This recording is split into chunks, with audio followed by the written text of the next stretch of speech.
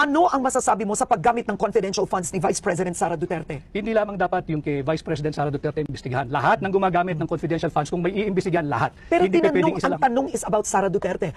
Yung paggastos niya ng confidential funds, sinabi niya hindi siya magpapaliwanag sa Kongreso. Tama ba yun? Tama, sapagkat binibigyan siya ng COA until January or February of this year to comply with documentation. Yung notice of disallowance, Karen, ito yung malaking kasinungalingan.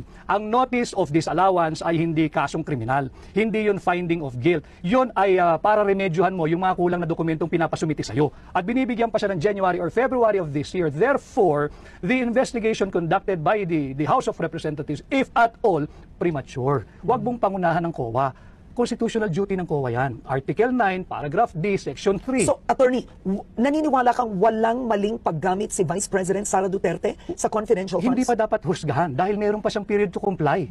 So lahat ito premature. Let COA do its job. Huwag pakialaman ng Kongreso yung trabaho ng COA because it is not the core function of Congress to do the function of COA.